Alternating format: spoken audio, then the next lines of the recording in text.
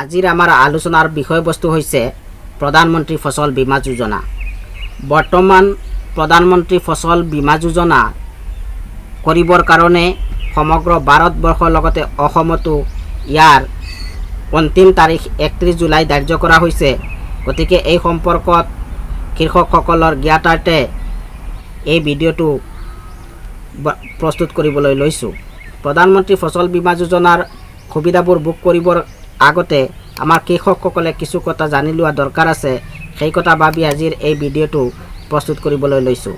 প্ৰধানমন্ত্ৰী ফসল বীমা যোজনাৰ বিষয়ত কৃষকসকলৰ কিছুমান প্ৰশ্ন আছে আৰু সেই প্ৰশ্নবোৰ সম্পৰ্কত আমি আজি আলোচনা কৰিম। ইয়াতে 1 নম্বৰ প্ৰশ্ন আছে, প্ৰধানমন্ত্ৰী ফসল বীমা যোজনা কি? ইয়াৰ উত্তৰ হ'ল প্ৰধানমন্ত্ৰী ফসল বীমা যোজনা হৈছে কৃষকৰ শস্যৰ সৈতে জড়িত সমস্যাৰ ফলত হোৱা লোকচানৰ ক্ষতিপূৰণ কৰাৰ এটা মাধ্যম। এই আঁচনিৰ যোগেদি কৃষকৰ অপ্ৰত্যাশিত বা প্ৰতিকূল বতৰৰ ফলত হোৱা শস্যৰ লোকচানৰ ক্ষতিপূৰণ কৰা হয়। 2 নম্বৰ প্ৰশ্ন হৈছে, শস্যৰ বীমা কোনে কৰিব পাৰে? উত্তৰ, ঋণী বা ঋণ নোলোৱা আদিয়াৰ বাৰাতিয়া সকলো কৃষকে অধিসূচিত ক্ষেত্ৰত কৰা অধিসূচিত শস্যৰ বীমাৰ সুবিধা ল'ব পাৰে। ঋণী বা ঋণ নোলোৱা কৃষকৰ বাবে এই যোজনা স্বেচ্ছামূলক। পঞ্জীয়নৰ অন্তিম তাৰিখ সাধাৰণতে 31 জুলাই। আপোনাৰ অঞ্চলৰ অধিসূচিত শস্য আৰু অন্তিম তাৰিখৰ বিষয়ে তথ্য জানিবলৈ আপুনি CSC চেণ্টাৰ, PMFBY পৰ্টেল, বীমা কোম্পানী বা কৃষি কাৰ্যালয়ৰ সৈতে যোগাযোগ কৰিব।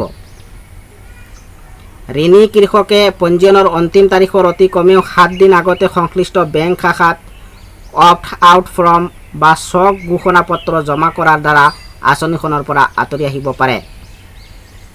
3 নম্বৰ প্ৰশ্ন হৈছে, প্ৰধানমন্ত্ৰী ফসল বীমা যোজনাৰ অধীনত কৃষকৰ বাবে বীমাকৃত ধন কি হ'ব?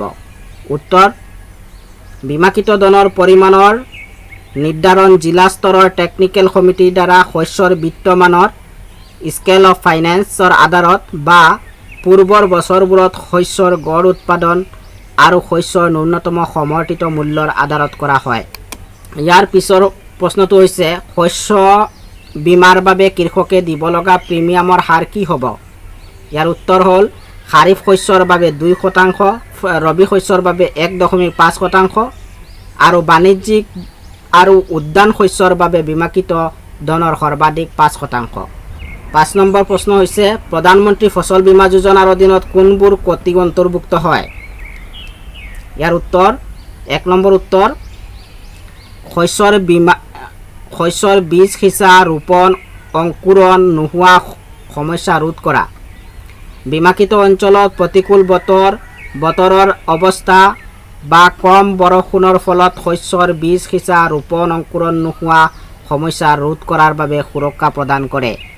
2 নম্বৰ হ'ল, পথাৰৰ শস্য বীজ ৰোপণৰ পৰা শস্য কটালৈকে খৰাং, শুকান অৱস্থা, বানপানী, জলপ্লাৱন, পোক আৰু ৰোগৰ ব্যাপক আক্ৰমণ, ভূমিস্খলন, বনজুই, বিজুলী, ধুমুহা, শিলাবৃষ্টি আৰু ঘূৰ্ণী বতাহ আদিৰ দৰে দুৰ্যোগৰ সময়ত হোৱা শস্যৰ ক্ষতিপূৰণ কৰাৰ বাবে এক সৰ্বাংগীন বিপদাশংকাৰ বীমা প্ৰদান কৰা হয়।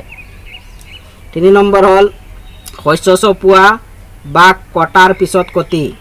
ব্যক্তিগত পামৰ আধাৰত খেতিপথাৰত শস্য চপোৱাৰ বা কটাৰ পিছত সৰু সৰু মুঠি কৰি শুকাবৰ বাবে ৰখাৰ সৰ্বাধিক 14 দিনৰ ভিতৰত যদি শিলাবৃষ্টি, ঘূৰ্ণী বতাহৰ বৰষুণ আৰু আবতৰীয়া বৰষুণ হয়, তেনে ক্ষেত্ৰত শস্যৰ ক্ষতিৰ সুৰক্ষা প্ৰদান কৰা হয়। 4 নম্বৰ হ'ল, স্থানীয় দুৰ্যোগ। এই আঁচনিৰ অধীনত স্থানীয় দুৰ্যোগ, আকস্মিক দুৰ্ঘটনা যেনে শিলাবৃষ্টি, ভূমিস্খলন, জলপ্লাৱন, মেঘৰ বিস্ফোৰণ আৰু অধিসূচিত অঞ্চল বা খেতিপথাৰৰ আংশিক ভাগত বজ্ৰপাতৰ ফলত প্ৰাকৃতিকভাৱে জুই লগাৰ ফলত হোৱা লোকচানক কৃষকৰ ব্যক্তিগত খেতিৰ আধাৰত সুৰক্ষা প্ৰদান কৰা হয়।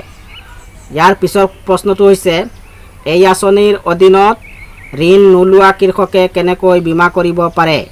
ইয়াৰ উত্তৰ হ'ল, প্ৰধানমন্ত্ৰী ফসল বীমা যোজনাৰ অধীনত বীমা লাভ কৰিবলৈ ইচ্ছুক ঋণ নোলোৱা কৃষকে তেওঁলোকৰ ওচৰৰ বেংক শাখা, সমবায় সমিতি, কৰ্তৃত্বশীল চেনেল পাৰ্টনাৰ, জনসেৱা কেন্দ্ৰ CSC, বীমা কোম্পানী বা সেইবোৰৰ কৰ্তৃত্বশীল এজেণ্টৰ সৈতে যোগাযোগ কৰিব পাৰে বা তেওঁলোকে নিৰ্ধাৰিত দিনত বা তাৰ আগতে ব্যক্তিগতভাৱে ৰাষ্ট্ৰীয় শস্য বীমা পৰ্টেল www.pmfby.gov.in ত গৈ অনলাইন আবেদন কৰিব পাৰিব।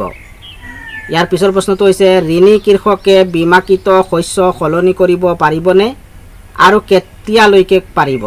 ইয়াৰ উত্তৰ হ'ল হয়। ঋণী কৃষকে তেওঁলোকৰ বীমাকৃত শস্য সলনি কৰিব পাৰিব। কৃষকে ৰাজ্য চৰকাৰৰ দ্বাৰা স্থিৰ কৰা পঞ্জীয়নৰ অন্তিম দিনৰ দুদিন আগলৈকে সংশ্লিষ্ট বেংক শাখাত তেওঁৰ শস্য সলনি কৰাৰ তথ্য জনাব পাৰিব। ইয়াৰ পিছৰ প্ৰশ্নটো হৈছে ঋণ নোলোৱা কৃষকে শস্য বীমা ল'বলৈ কি কি নথিপত্ৰ জমা দিয়াৰ আৱশ্যকতা আছে? ইয়াৰ উত্তৰ হ'ল ঋণ নোলোৱা কৃষকে মাটিৰ মালিকীস্বত্বৰ নথিপত্ৰ, অধিকাৰৰ ৰেকৰ্ড ROR আৰু ভূমি অধিকাৰ দখলৰ প্ৰমাণপত্ৰ LPC, আধাৰ কাৰ্ড, বেংক পাছবুক, বেংক একাউণ্টৰ বিৱৰণ সহ প্ৰথম পৃষ্ঠা, শস্যৰ বীজ ৰোপণৰ প্ৰমাণপত্ৰ যদি ৰাজ্য চৰকাৰৰ অধিনিয়ম অনুসৰি বাধ্যতামূলক কৰা হৈছে আদি জমা কৰাটো বাধ্যতামূলক। যদিহে মাটি আদি বা মাটি বাৰাত লৈছে মাটিৰ মালিকৰ সৈতে কৰা চুক্তিপত্ৰৰ নথি বাৰা লিজ চুক্তিপত্ৰ বাধ্যতামূলক। ইয়াৰ পিছৰ প্ৰশ্নটো হৈছে প্ৰধানমন্ত্ৰী ফচল বীমা যোজনাৰ অধীনত বীমা গোট কি হয়? ইয়াৰ উত্তৰ হ'ল প্ৰধানমন্ত্ৰী ফচল বীমাৰ অধীনত ক্ষেত্ৰৰ ভিত্তিৰ আধাৰত ৰাজ্য চৰকাৰৰ দ্বাৰা বীমা গোট নিৰ্ধাৰণ কৰা হয়। ৰাজ্য চৰকাৰে প্ৰধান শস্যৰ বীমা গোট হিচাপে গাঁও পঞ্চায়ত বা অন্য কোনো সমকক্ষ গোটক যেনে ৰাজহ চক্ৰ আৰু নিম্নতম শস্যৰ বাবে জিলা, তালুক বা ইয়াৰ সমকক্ষ গোটক বীমা গোট হিচাপে মনোনীত কৰিব পাৰে। শেষৰ প্ৰশ্নটো হৈছে স্থানীয় দুৰ্যোগৰ ফলত হোৱা শস্যৰ ক্ষতিৰ বিষয়ে জনোৱাৰ প্ৰক্ৰিয়াটো কি? উত্তৰ প্ৰভাৱিত হোৱা বীমাকৃত কৃষকে ঘটনাৰ 72 ঘণ্টাৰ ভিতৰত প্ৰত্যক্ষভাৱে বীমা কোম্পানীৰ টোল ফ্ৰী নম্বৰ বা শস্য বীমা এপ বা বেংক কৃষি বিভাগৰ বিষয়াৰ যোগেদি লিখিতভাৱে জনোৱা আৱশ্যক। কৃষকৰ নাম, মোবাইল নম্বৰ, অধিসূচিত চক্ৰ, বেংকৰ নাম, বেংক একাউণ্ট নম্বৰ, দুৰ্যোগৰ প্ৰকাৰ, ক্ষতি হোৱা শস্য আদিৰ বিষয়ক তথ্য উল্লেখ কৰা উচিত।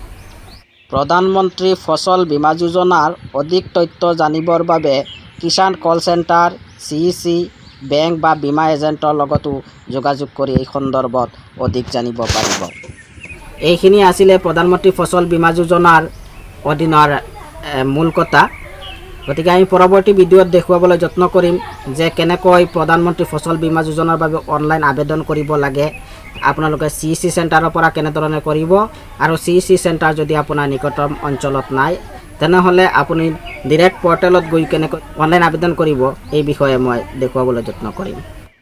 ভিডিঅ'টো চাই ভাল লাগিলে লাইক, কমেণ্ট, শ্বেয়াৰ কৰিব আৰু এনেধৰণৰ ভিডিঅ'বোৰ আগলৈ পাই থাকিবৰ বাবে আমাৰ চেনেলটো ছাবস্ক্ৰাইব কৰিব। ধন্যবাদ।